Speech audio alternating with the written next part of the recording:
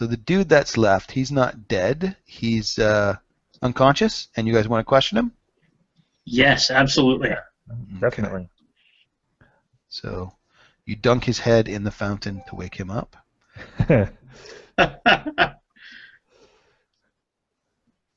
Sounds like an excellent approach.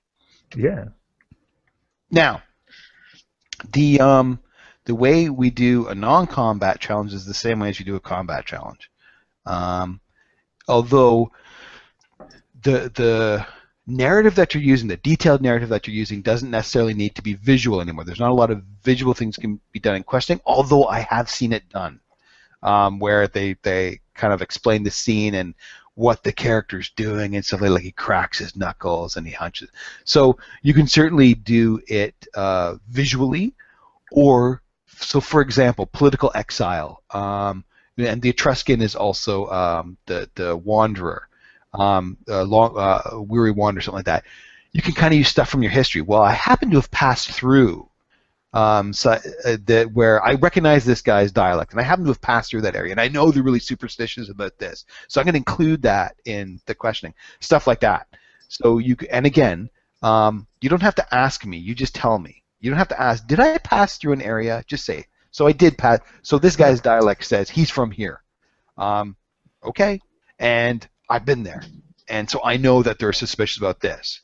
And again, this isn't historical Egypt, so feel free to make stuff up. That's good. Well, I know. I think what I'm going to do is I'm gonna put on. This is just in my story. I wear a cloak of weary cynicism, so I'm just going to put on my cynic face and turn to the monk here and say, "All right, you've been in my guard for a long time. Show me how to. This should be an easy one. Show me how you can get information out of this prisoner." Sweet. Of course, sir. And use the captain of the mercenary guard. Perfect. And this is also really good. Excuse me. It's really good because the monk is built on a lot of social skills, so he is really the character that should be doing the questioning. I mean, there's enough in the Spartan that you could easily do this as well, but I think the monk is probably the better choice for this. Right. Would the Spartan be a little bit more swear to me in his approach? Madness? Oh no, I don't want to go there. But instead of being played by Gerard Butler, it's Michael Wincott. So I can't do the Michael Wincott voice. I really wish I could. Do you guys know the actor Michael Wincott? I don't think I do, actually. So, do you remember Robin Hood, Prince of Thieves? I think I saw like 5 minutes of it one time. Did you see The Crow? Nope. Oh, really? You're striking out. Did you see Alien? What was Alien 4? Alien Resurrection? Was Alien 4? Yeah. The one where they bring back Ripley as like as a clone. half alien. Yeah. Yep. The captain of the smuggling ship with the really gravelly voice. That's Michael Wincott. Okay, I gotcha. So if you go to YouTube and find a Michael Wincott clip, his voice is amazing. He's got this really deep, gravelly voice. So Gerard Butler's got that awesome Scottish accent thing going on, but Michael Wincott's can never turn off. Ever, which is totally fine. Sean Connery never did either. Oh yeah, no, it's even as the Irish cop in The Untouchables. It's like, why does this Irish cop have a Scottish accent? Or is the Russian submarine captain? Exactly. It's an all-purpose accent, really. Or as the Egyptian in Highlander. The Egyptian pretending to be Spanish in Highlander. Like, why does the Scottish Highlander have a Swiss accent and the Spanish Egyptian have the Scottish accent? This isn't fine. Anyways. God bless Sean Connery. Exactly. God love him. Okay. So anyway. Michael Wincott's voice aside, so the monk, how do you want to portray the monk questioning this guy? So yes, after we dunk his head in the fountain, yep. I will haul him out and I will set him down so his back is braced against the side of the fountain. Yep. And I will sit cross-legged in front of him, and I will say to him, "Now, back where I come from, life and death are a cycle. One follows the other just as naturally as the day follows the night. And I see that you have is he's the one? Does he have the tattoo? Does he have the tattoo? You tell me. All right, he has the tattoo. Perfect. So I identified. It's on his. It's on his chest up near his collarbone. Sweet. And so I say to him, and I see that you have this tattoo that in the culture here is very similar to certain imagery regarding death. I would very much like you to tell me about these things, because about the meaning behind it, and why you are here, because I myself am very familiar with death, having died once and returned. Now, the only thing that I want you to do is add in something about you laughing, so that you can get because you always want to get the big dice. That's and you've true. done such a great job of kind philosopher, father confessor, social. You've hit all those, so let's get that D8. I mean, All right. Let's see if I. It's not a huge jump from the D6 to the D8, but if you can hit the D8, hit the D8. Yes, absolutely. So I will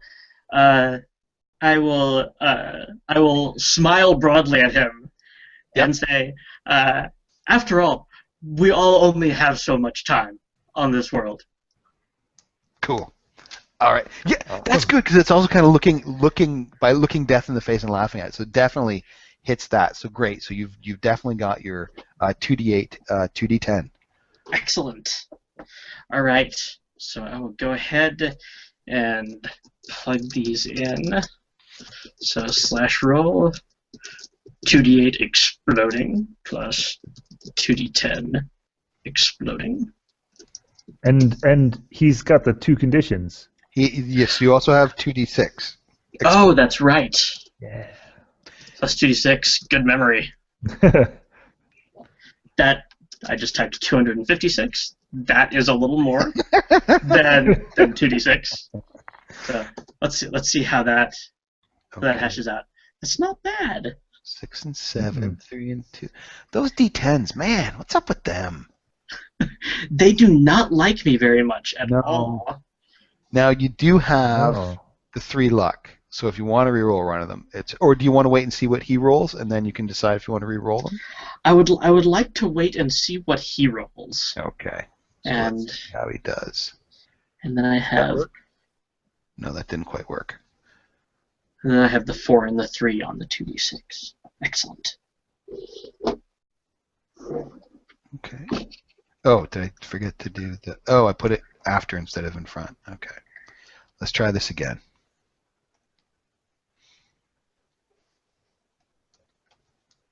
How about that?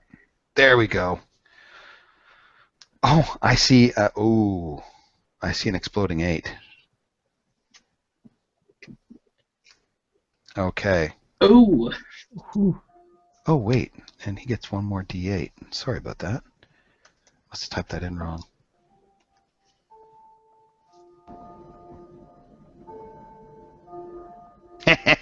Not that it helped.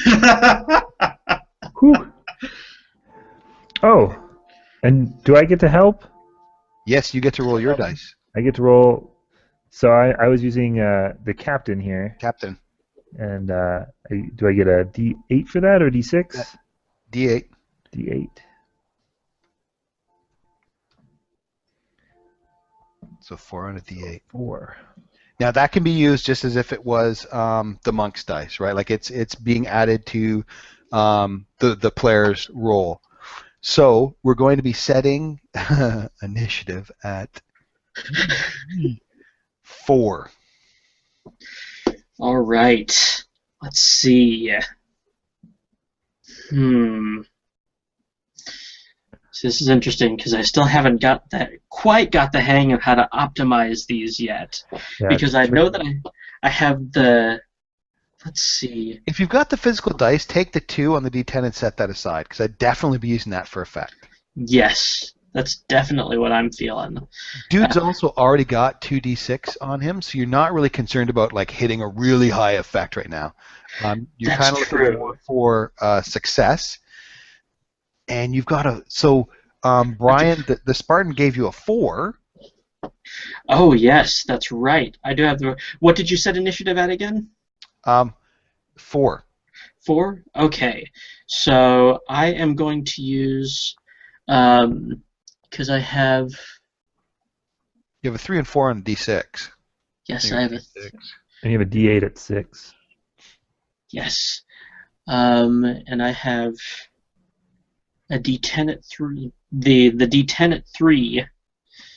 So it's just not I'll go ahead and use the D8 at 6. Yeah, to that's win the best initiative. idea. Yeah, I think that's the best way to go. And the success is going to be 11. So if you're holding back that 2, just add up the rest of them. You've got 10, 13, 17. Yep. Which doesn't quite give you...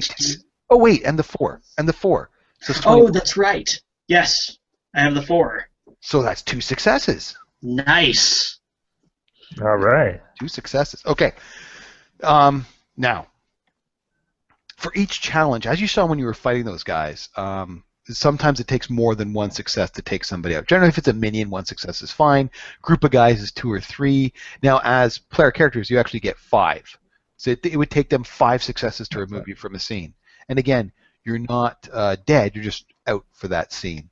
The problem for you then becomes removing all of those successes so that in the next scene you're not taken out really quickly. But you can do that with luck, so it's not a big deal.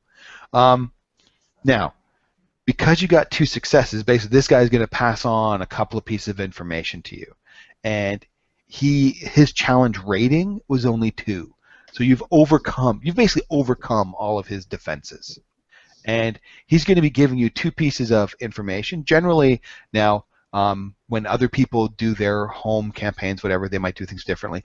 Generally, what I do is if it's going to be questioning, because each challenge is kind of built a little bit differently. But if I expect a guy to be questioned, I'm setting up a challenge for that.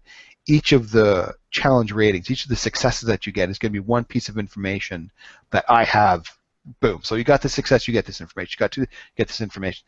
And then after that, once it's done, like once you've overcome his defenses, then you can kind of ask him whatever you like, and I'll try to answer as best I can, depending on how well I'm prepared for the game.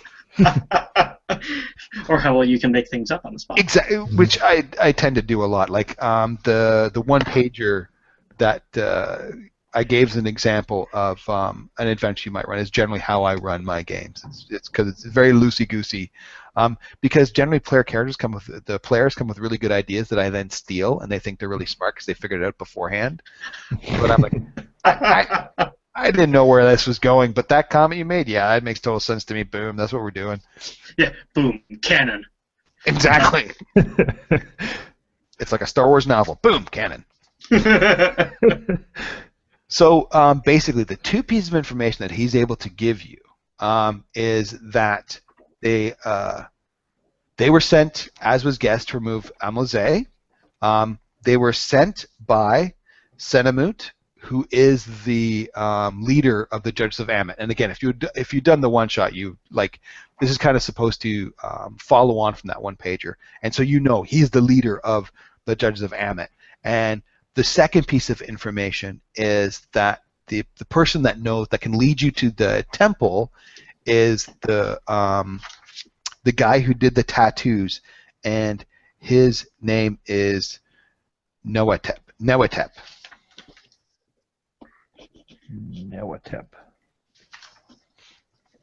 As we write these things down. So on the back of one of the dead assassins. Can you spell that for me? Okay. Just bring me parchment. Bring me ink. I will. Dipping your quill in like the pool of blood under the pile of corpses. Hang on, let me write this down. So Noatep is the tattooist and can lead us to the temple. That's correct. Excellent. And they were sent by Cinemus to remove Amos. Yep.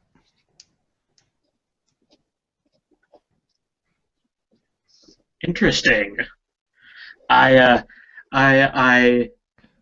thank him kindly for his time and patience. and by this point, I expect some guards have arrived in the gardens. Yep. And they will be able to clean up the mess that we made. They're kind of looking around like, what the fuck just happened? Like you guys are like barely bedraggled, like maybe a hair out of place, bodies everywhere. What the fuck, guys? just chilling by the fountain. Yeah, like, it's no big deal. I actually kind of picture the monk like sitting down with his arm around this cult leader guy that he's questioning.